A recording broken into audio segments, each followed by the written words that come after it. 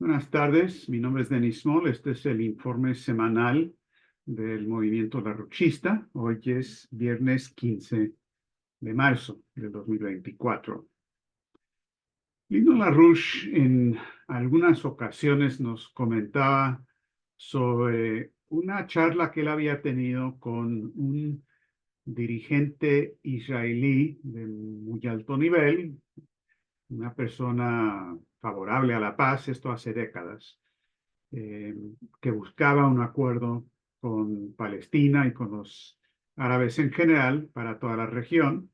Y LaRouche le describió lo que ahora conocemos como el Plan Oasis, de un desarrollo combinado para los dos pueblos, el de Israel, el de Palestina, para beneficio de lado y lado.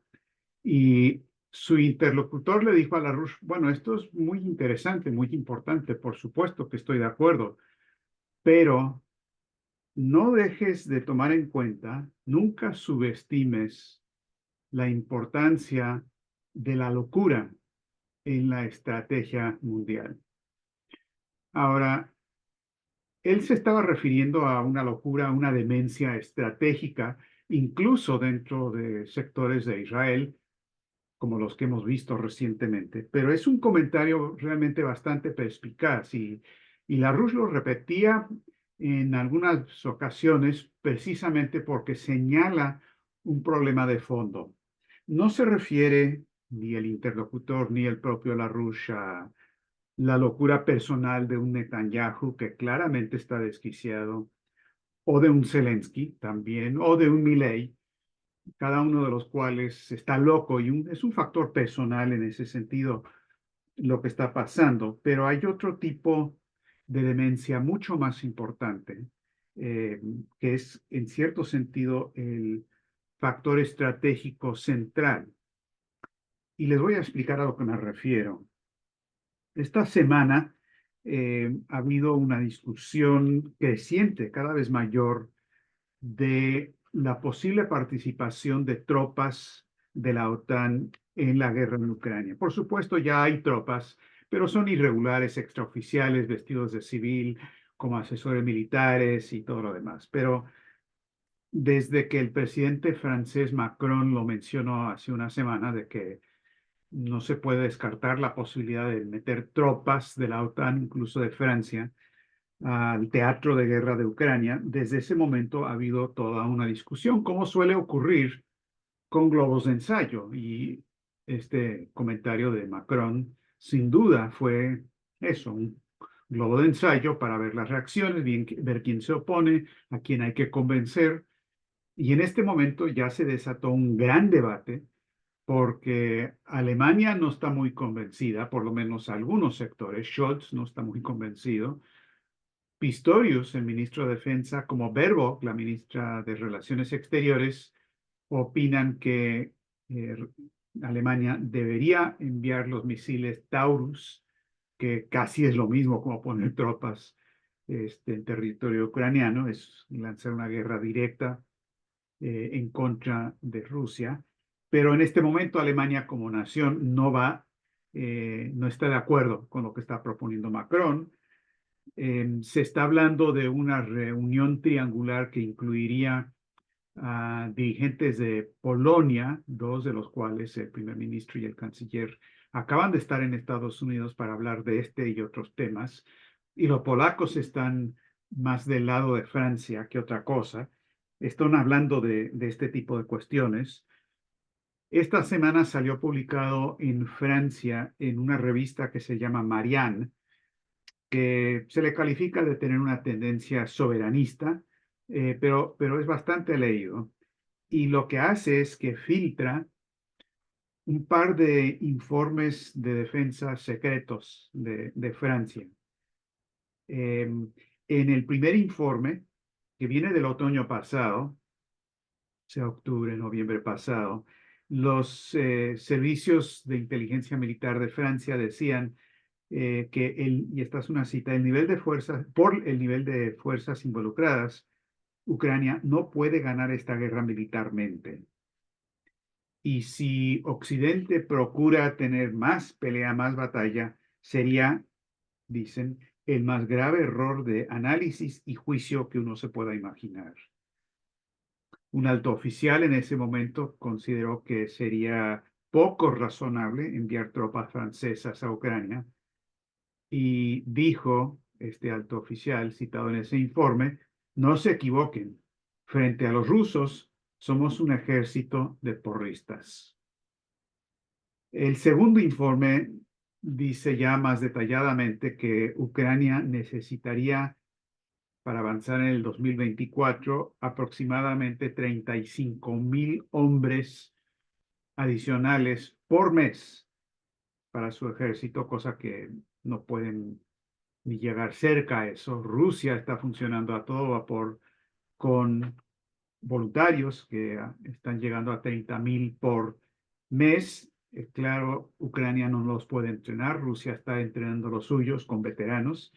Es decir, hay una situación totalmente alarmante según estos oficiales. Y esto lo filtra Marianne, que es importante que lo haya hecho.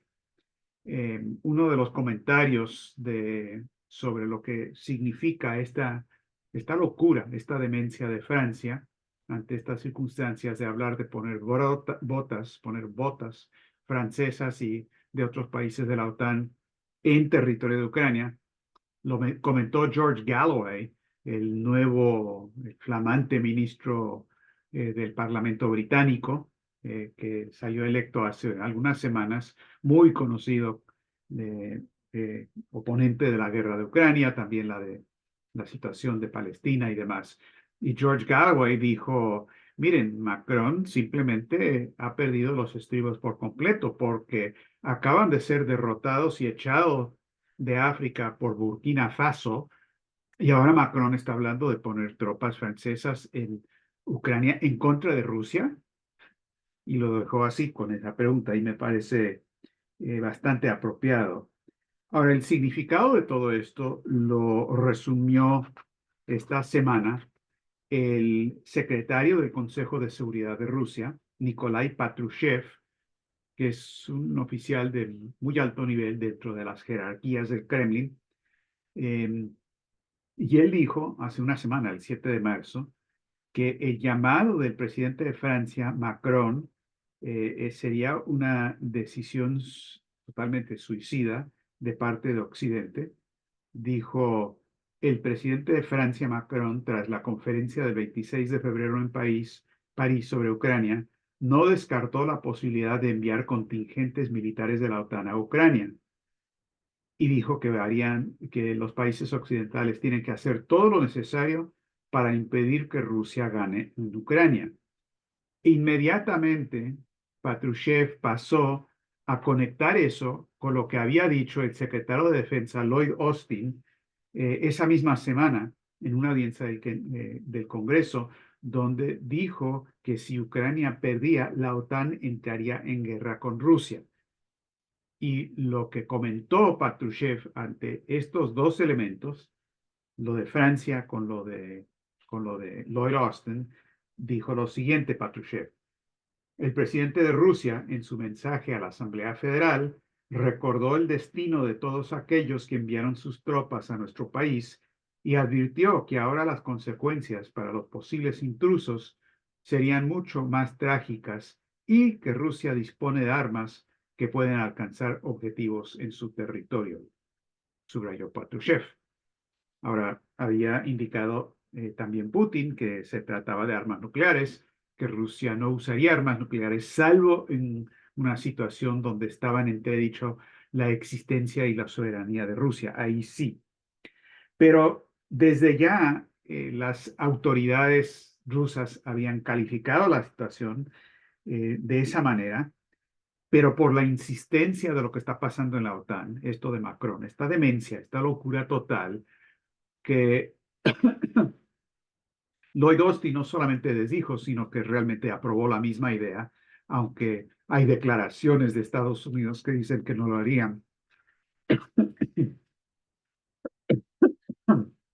Disculpe.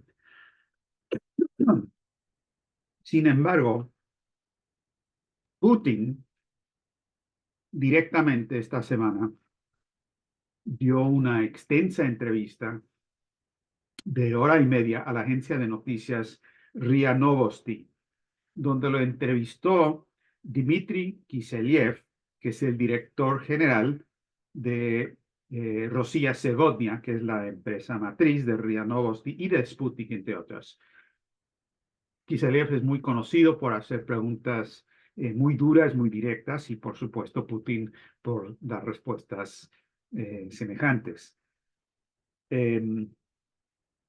Ahora, lo que pasó en esa entrevista es que Kiselyev le preguntó a Putin que parece que ambas superpotencias, Rusia y Estados Unidos, están jugando al juego de a ver quién se raja primero, quién se echa para atrás primero, lo que en Estados Unidos se llama el juego de la gallina. Y Kiselyev le pregunta, entonces, ¿es inminente el choque?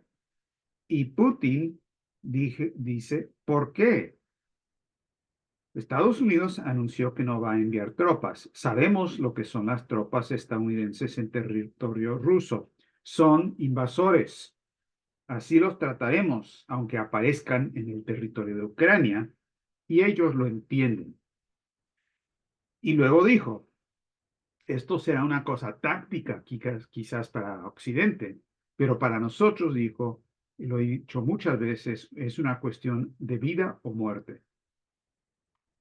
Kiselyev luego le pregunta a Putin, le dice, el filósofo y experto en geopolítica Alexander Dugin insta directamente a prepararse de forma práctica para una guerra nuclear. Y dijo Kiselyev, ¿estamos realmente preparados para una guerra nuclear? Y Putin dijo, desde un punto de vista técnico-militar, sin duda estamos preparados. Nuestra tríada nuclear es más avanzada que cualquier otra. Estamos listos para cualquier cosa. Y el otro lado lo sabe perfectamente bien. Eh, Le pregunta a Kiselyev, pero cuando lo de las pérdidas de Kharkov o Gerson, ¿pensaba usted en armas nucleares tácticas? Que es algo que se ha dicho en los medios en Occidente, y Putin dijo, ¿para qué? No había ninguna necesidad. ¿Por qué necesitamos utilizar armas de destrucción masiva? Nunca ha habido tal necesidad. Y dijo, para aclarar, que estamos dispuestos a utilizar armas, incluidas las que usted acaba de mencionar, cuando se trata de la existencia del Estado ruso, de atentar contra nuestra soberanía e independencia. Lo tenemos todo explicado en nuestra estrategia, no la hemos cambiado. Y ahora, en esa misma entrevista, Putin pasó a aclarar que el problema de fondo es el colonialismo, que ha creado una situación de rebelión total en los países del sur en contra del orden económico existente. Dijo que llevan siglos llenándose la barriga de carne humana y los bolsillos de dinero, pero deben darse cuenta de que el baile de los vampiros se está acabando. Me parece una descripción muy acertada, científica, la idea de un baile de vampiros, y señala que este aspecto es central. Ahora, sin lugar a dudas, Putin representa lo que es la orientación de Rusia, y su evaluación también de lo que pasa en Occidente es una evaluación certera. Hay un aspecto donde él menciona el tema de que para nosotros lo que están haciendo es algo existencial de vida o muerte, mientras que para ellos pues es una cosa táctica nada más de preferencias para tratar de destruirnos a nosotros. Ahora, eso evidentemente es cierto en ese sentido, de que para Estados Unidos eso es una guerra que está muy allá, en otro lado, no está en la frontera, y que la existencia misma de Estados Unidos como nación no estaría en entredicho por esa cuestión de Ucrania. Sin embargo, hay otro aspecto que creo que Putin sí reconoce, pero quiero enfatizar, y es que el tema de la guerra, incluso el tema de una guerra nuclear, incluso la confrontación con Rusia y con China, sí es algo existencial y esencial para el orden financiero occidental en este momento. Y creo que esto es clave. porque todos nos preguntamos, cómo es posible que nos estemos acercando a una confrontación militar, nuclear. No entienden lo que va a pasar si siguen con lo que están haciendo, ¿no? Esto de Macron no es la locura de un individuo, es la locura de toda una política de provocación. No entienden cómo pueden llevar a cabo un genocidio. Los mismos que dijeron nunca más ahora están perpetrando ese genocidio por instrucciones de Londres y Washington en Gaza. Y uno se tiene que preguntar necesariamente la causa del problema si uno quiere resolver este problema. Y el sentido en el que digo que esto sí es esencial, lo que están haciendo, cosa de vida o muerte también para su sistema, es lo que LaRouche siempre denunció y explicó como lo que pasa cuando se aplica una economía shaktiana, es decir, de Hjalmar Schacht, que fue el ministro de Finanzas y el banquero central de Hitler, puesto y colocado en ese cargo por los bancos británicos que lo pusieron ahí como aliado de ellos, y la política de Schacht de saqueo de la economía física bajo las condiciones de lo que fueron las reparaciones después de la Primera Guerra Mundial, las reparaciones de Versalles, que Londres y Francia y otros le impusieron a Alemania, ese tipo de reparaciones como las reparaciones que el Fondo Monetario hoy le impone a Argentina o Nigeria u otros países, ese tipo de reparaciones imposibles de pagar. Lo que LaRouche explicó es que esto implica necesariamente, de manera tan causal como la manera en que el día sigue después de la noche y amanece el sol, con esa causalidad, si es que uno adopta una economía shaktiana de garantizar la estructura de la deuda, primero saqueando el nivel de vida de la población y cuando eso se va agotando ya no hay más valor que exprimir, después de la eutanasia, después del genocidio, después de los campos de concentración, cuando eso ya no está dando más, el tema de la guerra se vuelve un sine qua non, algo absolutamente necesario para la existencia de ese sistema. Les leo un poquito de lo que dijo LaRouche. Este es un artículo de 1976 de LaRouche, que se llama ¿Por qué creen los banqueros ignorantes que Schacht tuvo éxito? Y dice LaRouche, todo analista político competente sabe también que fueron las políticas monetarias de Schacht las que provocaron directa e inevitablemente la aparición de las prácticas criminales nazis en los territorios ocupados y el sistema de campos de exterminio de trabajo esclavo. Toda la estructura de la deuda imperialista anterior a la Segunda Guerra Mundial descansaba sobre los cimientos de la deuda de reparaciones impuesta a la Alemania de Weimar por las potencias aliadas vencedoras de la Primera Guerra Mundial. Y luego sigue explicando que esto llevó a Alemania al punto de una crisis interna en 1936 y dice LaRouche, sin las conquistas militares alemanas, la política de Schacht habría provocado el colapso inmediato de la economía alemana en algún momento poco después de 1936. Y que este fue, por lo tanto, el impulso hacia la guerra, fue el impulso para hacer de toda Europa y todo el este y todo lo demás un gran campo de concentración como lo que ya habían lanzado en Auschwitz, Bergen y en otros lados, como política económica para mantener esta burbuja especulativa. Ahora, esta idea de usar una movilización militar y una economía militarizada para mantener una burbuja especulativa tiene que ver con el lado de represión, por un lado, para garantizar que eso pueda funcionar, y por el otro lado tiene que ver con la producción militar como tal y la burbuja que descansa sobre esa producción. Hemos hablado bastante en este foro de el complejo militar financiero y el hecho de que son las grandes empresas de Wall Street que controlan las compañías militares, las principales del mundo, eh, como Boeing, como Lockheed Martin y otros, son BlackRock y Vanguard y otros, State Street, que controlan todo eso.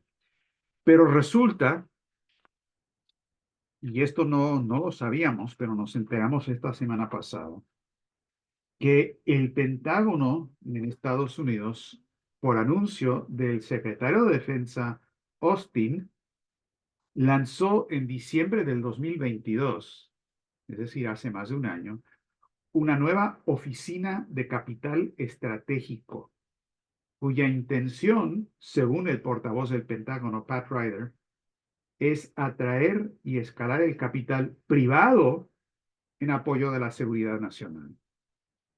Y la semana del 5 de marzo, es decir, ahora mismo, un subsecretario de Defensa, el doctor William LaPlante, viajó a Nueva York, es decir, a Wall Street, para reunirse con inversionistas de capital de riesgo, entre comillas, para discutir la participación en el mercado de defensa y las oportunidades de colaboración. Es decir, no solamente es la privatización del aparato militar, poniendo todo en manos no del presupuesto federal. Por supuesto que eso funciona, pero el presupuesto federal del gobierno se está volviendo un apéndice de un aparato especulativo. Y eso está centrado en Wall Street, en una burbuja financiera de un tamaño extraordinariamente grande. Y ahora están hablando de la inversión de capital de riesgo, de especulación en las adquisiciones del Pentágono. Esto es economía shaktiana en esteroides. Ahora, con esta idea en mente, consideren lo que pasó en Alemania esta semana pasada. Acaban de salir las estadísticas, las cifras para enero de Alemania del sector manufacturero, comparando enero de este año con enero del año anterior. Lo que pasó es que hubo una caída anual del 6,3%, es decir, caída en un año en Alemania. Alemania, la locomotora industrial de Europa, una caída del 6,3%, 6,3%. Los detalles, en fabricación de material eléctrico, caída del 33%. La de equipos de transporte, caída del 27%. Productos metálicos fabricados, 15%. Bienes de capital, caída del 13%. ¿Dónde hubo aumentos y auge? En el sector de producción de armas. Por ejemplo, la compañía Rheinmetall, que es una de las más grandes, está aumentando masivamente su capacidad de producción. Están duplicando o incluso triplicando las capacidades en los centros individuales de producción y el valor en la bolsa de valores de Rheinmetall se ha cuadruplicado desde febrero del 2022. Es decir, lo que arroja ganancias es producción militar con la intención de tener guerras perpetuas, aunque sean guerras nucleares, y el resto de la economía se desploma. Esta es una economía shaktiana, con todas las implicaciones que eso tiene para nuestra evaluación de lo que está ocurriendo y de lo que es la solución. Ahora, hablemos un momento de lo que está pasando en Gaza y en la situación de Israel y Palestina, porque hay grandes cambios. Básicamente, el establishment, la casta gobernante en Estados Unidos y Londres, están en proceso de realizar un cambio de régimen en Israel. Netanyahu ya no tiene futuro. No es que estén cambiando la política, pero están ante una presión tan grande del lado electoral y por la movilización popular en Estados Unidos y en Europa, que esta política simplemente no puede seguir de esta manera. El genocidio atroz está provocando una reacción tan grande, incluso dentro de Estados Unidos, que Biden va a perder las elecciones, ya lo habíamos comentado, por la manera en que están llevando esto a cabo. ¿Qué es lo que pasa? Chuck Schumer, el senador de Nueva York, el que desafortunadamente ganó las elecciones en contra de Dianne Sayer, o si no tendríamos a Dianne y no a Schumer en el Senado. Schumer es la figura judía de mayor jerarquía en Estados Unidos, es decir, el funcionario electo, es decir, es el jefe de la bancada demócrata en el Senado. Ha estado ahí, no sé, 30 años, algo por el estilo. Y él dio un discurso de 40 minutos en el Pleno del Senado de Estados Unidos esta semana, hace 2 o 3 días, donde le pidió a Netanyahu que dimitiera. No lo pidió como dimisión, dijo, hay que llamar a elecciones. Dijo lo siguiente, esto es extraordinario. Hay gente que está diciendo que este es el discurso político más importante de los últimos 4 o 5 años en Estados Unidos por las implicaciones. Schumer es hombre 120% del lobby sionista. Es el hombre respaldado y que ha respaldado a Israel desde siempre. Pero le jaló la cadena a Netanyahu. Dijo lo siguiente. También creo que el primer ministro Netanyahu ha perdido el rumbo al permitir que su supervivencia política prevalezca sobre los mejores intereses de Israel. Ha estado demasiado dispuesto a tolerar el número de víctimas civiles en Gaza. Ahora se dan cuenta, ¿verdad? Que está llevando el apoyo a Israel en todo el mundo a mínimos históricos. Israel no puede sobrevivir si se convierte en un paria. En esta coyuntura crítica, Schumer le dijo a Netanyahu, creo que unas nuevas elecciones son la única manera de permitir un proceso de toma de decisiones sano y abierto sobre el futuro de Israel, en un momento en que tantos israelíes han perdido la confianza en la visión y la dirección de su gobierno. Ahora, esto es como un discurso que darían para un país en Iberoamérica donde están por tumbar el gobierno y meter a un gobierno títere. Y es lo que están haciendo con Netanyahu, exactamente eso, porque antes de esto salió un informe de los servicios de inteligencia de Estados Unidos que dijeron que Netanyahu ha perdido el apoyo de la población de Israel y perdería elecciones si se llamaran elecciones hoy, número uno. Y número dos, algo que ocurrió hace una semana, vino de visitas a Washington el ministro de Defensa Benny Gantz, parte del gabinete de Netanyahu, y vino a hablar con gente acá sin la aprobación y sin el conocimiento de Netanyahu.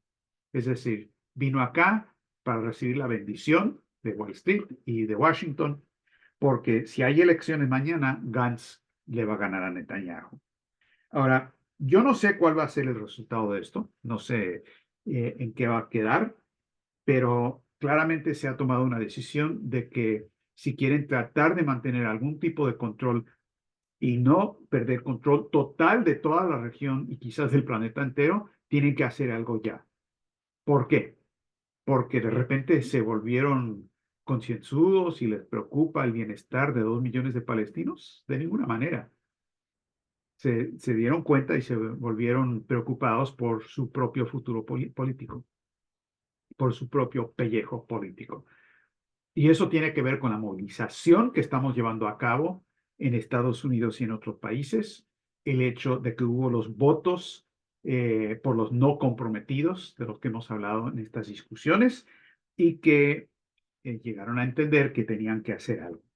Está empezando a haber un gran apoyo a la idea de el plan Oasis, una solución programática como la que propuso LaRouche al problema del Oriente Medio. Esta semana el Instituto Schiller entrevistó al embajador palestino en Dinamarca, el doctor Manuel Hasassian, un reconocido político, embajador, pero también académico, bastante conocido en el mundo palestino. Y la entrevista fue excelente. Entre otras cosas, lo que dijo ese embajador es que él respalda totalmente la idea del plan Oasis de LaRouche, que le parece exactamente lo que se tiene que hacer. Pueden leer la entrevista.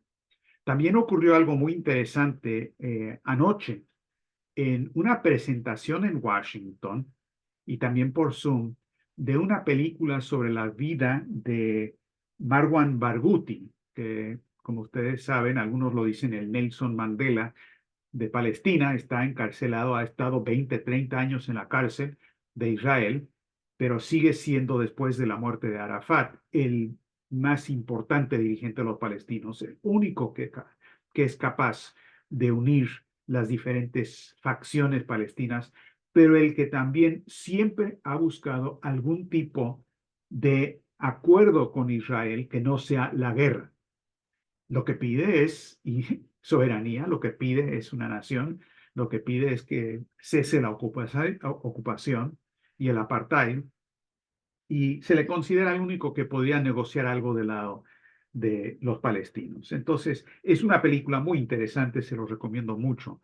Pero al terminar la película, estuvo en línea para la discusión uno de los hijos de Marwan Barghouti, Arab Barghouti, eh, un profesional de 30 y pico de años, totalmente partidario de su padre, habló de eso, habló de lo que están haciendo para liderarlo. Y uno de los representantes del Instituto Schiller se paró en la reunión y le dio un pequeño informe a Arab Barghouti del plan Oasis de la Rush, le presentó la idea de que se requiere la idea de la esperanza como un factor nuevo para cambiar lo que de otra manera va a ser un ciclo de violencia perpetua. Y dijo otras cosas. La respuesta de Ara Barghouti fue muy importante y muy interesante y fue pública, por eso se lo menciono. Le pareció de gran interés, va a garantizar el estudio del documento y lo va a circular en la familia, porque dijo, le pareció muy importante la idea de que los palestinos, dijo, tengamos esperanza, la posibilidad de un futuro mejor y que el desarrollo de la economía es un factor esencial. Hoy día, dijo, los jóvenes palestinos no tienen futuro, no hay economía posible. Entonces se requiere algo exactamente de ese tipo. Ahora, quiero terminar hablando de esta cuestión de la idea de la esperanza para el futuro de los jóvenes, porque Vladimir Putin la semana pasada se reunió con jóvenes que estuvieron en Moscú para el Festival Mundial de la Juventud, y dijo cosas que en cierto sentido son hasta más importantes de lo que dijo para mí sobre el tema de la guerra nuclear, porque el tema de la guerra nuclear lo ha estado diciendo. A los jóvenes, después de hablar del saqueo horrendo de África que ha ocurrido, el colonialismo, después de decir que esto tiene un paralelo en la historia, dijo, y esto es una cita de Putin, después de la Primera Guerra Mundial, los codiciosos gobernantes, los entonces codiciosos gobernantes de Francia y Gran Bretaña, crearon tales condiciones financieras para Alemania y le impusieron tales indemnizaciones y tales condiciones para el pago de las deudas, según ellos, a los estados de la Entente, que por definición era imposible pagarlas. Y esta fue una de las razones que explican el rápido ascenso de Hitler en la escena política. Ahora no menciona a Hjalmar Schacht, pero todo lo demás es retrato hablado de exactamente lo mismo que dijo Larouche.